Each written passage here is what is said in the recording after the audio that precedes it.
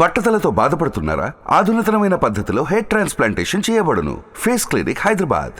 దాదాపు 100 కార్లలో ఆళ్ళగడ్డ నుంచి తాడేపల్లి వరకు భారీ కాన్వాయ్ మీరు జాయిన్ అయ్యే రోజు ఒక 600-700 మంది తాడేపల్లి నిండిపోయిందని చెప్పుకోవచ్చు.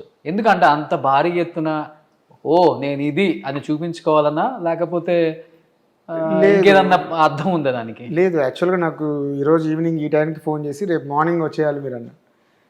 ఒక పక్క క్యాడర్ చూస్తే very interested to join with Jaganmohan Reddy గారు.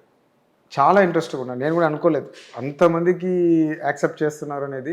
తర్వాత నేను వెహికల్ కూడా పంపించలేకపోయాం. టైం లేదు, షార్ట్ పీరియడ్ ఉంది. దాంట్లో మేము పంపించలేకపోవడం వల్ల కొన్ని ఎంతవరకు అయినా కూడా ఒక 80-90 వెహికల్స్ పంపించేసాం. అంతకు మించి పంపించలేని పరిస్థితి వచ్చింది ఆ రోజు. అప్పటికి కూడా చాలామంది నన్ను పిలిచలేదన్నా అని బాధపడినారు. అంటే అందరు మాతో ట్రావెల్ అవుతున్నారు, బట్ అందరూ ఒకటే రోజులో తీసుకుంటారా అనుకున్నాను. కానీ మీరు ఒక మెసేజ్ ఇస్తే అన్ని కార్లు వస్తాయా ఆళ్ళగడ్డలో? అంటే అండి, ప్రజలకి ఎప్పుడైతే మనం అందుబాటులో ఉంటామో, ప్రజలు మనకి ఎనీ టైం అందుబాటులో ఉంటారు. మనం చెప్తే అందరూ వచ్చేస్తారు. వాళ్ళకు కూడా నేను అదే విధంగా అందుబాటులో ఉంటాను. వాళ్ళకి ఏ కష్టం అన్నా కూడా నేను అందుబాటులో ఉంటున్నాను. ఒక మాట చెప్తే ఎన్ని వేల మంది వస్తారు ఇంటి ముందుకి? మీరు అంటే అవసరం ఉంటే కనీసం 5,000 మంది గ్యారంటీ ఇంటి ముందుకి. డెఫినెట్గా. ఇన్ఫాక్ట్ మేము బీజేపీలో వైసీపీలో జాయిన్ కాక డిసిషన్ తీసుకోక ఒక రోజు ముందే ఇక్కడ చిన్న ఒక ప్రోగ్రామ్ చేస్తాం. ఒక 5,000 మందితో జస్ట్ ఒక 1 డే బిఫోర్ అనుకోండి. అంటే కార్యకర్తలు అట్లా నమ్మినారు. అంటే నేను ఏదైనా చేస్తాను వాళ్ళకని. వాళ్ళు కూడా అదే విధంగా వాళ్ళు అడిగినప్పుడు నేను చేస్తూ ఉన్నాను, వాళ్ళకి అండగా ఉంటున్నాను. సో ప్రతి విలేజ్ నేను తిరిగాను కదా, నాకు ఐడియా ఉంది. ఒక పల్లెబాట అని, పల్లె నిద్ర అని ప్రోగ్రామ్ పెట్టుకొని వాళ్ళతో నేను స్టే చేశాను. ఆ అఫెక్షన్ నాకు తెలుసు, పిలిస్తే వస్తారు అని. సో వాళ్ళు కూడా అదే నాకు అఫెక్షన్ ఇస్తున్నారు. సార్, రాజకీయాల్లోకి రావాలన్న ఆశ లేకపోతే మమకారమా మీకు? ప్రజల్లో ఉండాలి, ప్రజలకు ఏదో చెయ్యాలి, ఆ అభిమానం పొందాలి, ఆ ప్రేమ పొందాలి, లేకపోతే సంపాదించాలి. ఎందుకంటే ఇన్ని సంవత్సరాల్లో లేని ఈ ఆలోచన ఒక్కసారిగా 2019లో మీకు వచ్చింది అంటే ఏ లబ్ధి కోసం వచ్చింది సార్? లేదు, నాకు యాక్చువల్గా రాజకీయాల మీద ఇంట్రెస్ట్ ఉంది. ఇక్కడ ఉన్న పరిస్థితులను బట్టి, మా ఫ్యామిలీలో ఉన్న పరిస్థితులు కానీ దాన్ని బట్టి 2004 నుండి 7 వరకు నేను ఎంపీపీగా ఉన్నాను ఆళ్ళగడ్డకి. అప్పుడు ఉన్న పరిస్థితుల్లో మా బాబాయ్ ఉమానాగిరెడ్డి గారు, శోభానాగిరెడ్డి గారు ఇద్దరు ఇక్కడ ఇంకొక సెంటరీ ఎందుకు ఆ టైంలో పవర్ సెంటర్గా ఇంకొకరు డిస్టర్బెన్స్ లాగా అవుతుందేమో అని చెప్పేసి ఆయన కూడా నన్ను, అంటే ఒకే కుటుంబం నుంచి ఒకటే కుటుంబం నుండి ఎందుకు ఇంకొకరు, ఇప్పుడు ఆల్రెడీ శోభానాగిరెడ్డి గారు ఎక్స్ఎమ్మెల్యేగా ఉన్నారు, అప్పటికి ఎమ్మెల్యేగా ఓడిపోయి అప్పుడు ఉన్నారు. నాగిరెడ్డి గారు అప్పటికే ఎంపీగా ఓడిపోయి ఉన్నారు.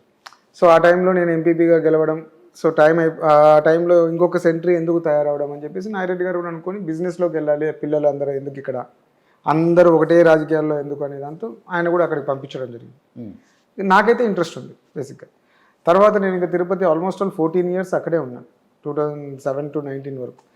ఇక్కడ జరుగుతున్న ఇష్యూస్తో చాలామంది క్యాడర్ కూడా ఫోన్ చేసి మీరు రాకపోతే ఇబ్బంది అవుతుంది, ఫ్యామిలీ చరిష్మానే పోతుంది అనే విధంగా మీ బాబాయ్ పిన్ని కానీ నాన్న వాళ్ళు పెదనాన్న వాళ్ళు చేసిన అన్నీ కూడా ఇంకా ఇక్కడంతా వేరే విధంగా తయారవుతుందని చెప్పడంతో సో అప్పటి నుండి డిసిషన్ తీసుకున్నా, ఇంకా okay I need to come back to Allagadda అనేది. అప్పుడు నుండి రావడము, ఇంకా తర్వాత ఇంకా పబ్లిక్ సపోర్ట్ చేయడము, ఈరోజు ఈ గ్రోత్ రావడము. ఆల్మోస్ట్ 14 years ఐ థింక్ ఇక్కడ దూరంగా ఉన్నాను ఆళ్ళగడ్డకి. 12 to 13 years దూరంగా ఉన్నాను. అయినా కూడా పబ్లిక్ యాక్సెప్ట్ చేసి అన్న ఒకటే చెప్పండి. ఎందుకంటే రాయలసీమలో ముఖ్యంగా ఆళ్ళగడ్డ ఒక ప్రత్యేకత స్థానం అయితే ఉంది. అసలు మీ ఫ్యామిలీకి అయితే చెప్పనక్కర్లేదు. ఇంకా ఆళ్ళగడ్డ అంటేనే భూమా అంటేనే ఆళ్ళగడ్డ, వేరే పేరు వినిపించదు. గంగులో ఉన్నప్పటికి కూడా భూమా ఫ్యామిలీని డామినేట్ చేసేవాళ్ళు ఎవరు లేరు ఇక్కడ. అంత స్థానం సంపాదించుకొని ప్రజల గుండెలో నిలిచిపోయిన కుటుంబం. ఒక్కసారిగా భూమా నాగిరెడ్డి, శోభా నాగిరెడ్డి పోయిన తర్వాత చెల్లా చెదురైపోయింది కదా. ఎప్పుడు బాధపడలేదా? రాజకీయాలు కొంచెం పక్కన పెడితే ఎప్పుడు బాధపడలేదా మీరు? అంటే ఇక్కడ 2 ఉంటాయండి. ఎప్పుడైనా రాజకీయాల కన్నా మా ఫ్యామిలీలో ఏంటంటే మేము చెల్లా చెదురు అయిపోయాం కదా. ఒక వ్యక్తి వల్ల ఈరోజు అఖిలప్రియ ఆమె హస్బెండ్ చేసే దాని వల్ల ఈరోజు మా ఫ్యామిలీ ఎంత డిస్టర్బ్ అయిందో మా కార్యకర్తలు కూడా అంతే డిస్టర్బ్ అయ్యారు. చాలా వరకు బాగా సఫర్ అవుతున్నారు. అది దాన్ని ఇంకా ఎక్కువ చేస్తే ఇంకా ఉన్న ఫ్యామిలీ పేరు కూడా చెడిపోతుంది. సో తప్పని పరిస్థితిలో ఈరోజు అందరం కూడా ఒక నిర్ణయం తీసుకొని తప్పు అని చెప్పాల్సిన పరిస్థితి.